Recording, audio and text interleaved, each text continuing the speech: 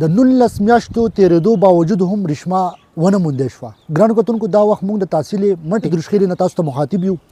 19 میاشتې مخکې د دې کلي نه 14 کلنه ریشما ولد افسر چې هغه بېدرکه شوې ده 19 میاشتې وشوې خو تر اوسه پورې د هغې څه اته پته نه لګي. کله چې هم دغه خبر په دې کلي کې خور شو بیا متعلقه تاڼې په دې کې اف آی آر درج کړو.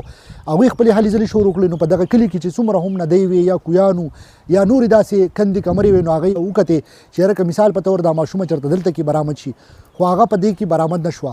ګرانو کتونکو 19 میاشتې وشوې خو ریشما څه ته پته نه لګي. څومره چې هم د دې خوا او شا د علاقې خلک دي نو په دې یو تشویش کې اموختي دي چې دومره وخو شو خو تر اوسه پورې ولې ریشما نه د ژوندۍ پته ولګېده او نه د مړونې لاش د هغې برآمد شو.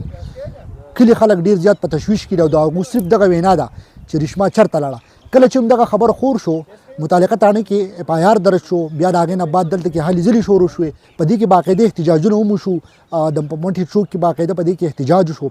نور خوا او شا د دې چې څومره هم خلک وو نو په دې کې خپل هغه سوچ بچار شروع کړو چې یاره څنګه د داسې یو وړوکې غوندې کلي نه یوه ماشومه ورکه شوه 14 کلنه ریشما او تر اوسه پورې د هغې څه پته ونه لګېده. دا اوس هم څومره چې څومره هم وخت کېږي خو خلک دغه یو سوچ کې اموخته دي چې څنګه داسې یو ژوندی انسان 14 کلنه ریشما ولد افسر چې تر اوسه پورې 19 میاشتې وشوې د هغې څه ته پته نه لګي.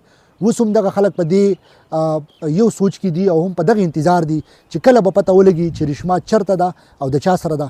ګرانو کتونکو د الله احکامو په نوم هم دغه زموږ پیغام دی چې داسې قسم کیس چې که موږ وګورو ډېرې وختونه وشي خو بیا هم هغه ټریس شي د هغې څه نه څه حل راوځي. دا خو یو معمولي شان کیس دی نو بیا ولې د دې څه قسم څه تر اوسه پورې څه حل راونه وتو.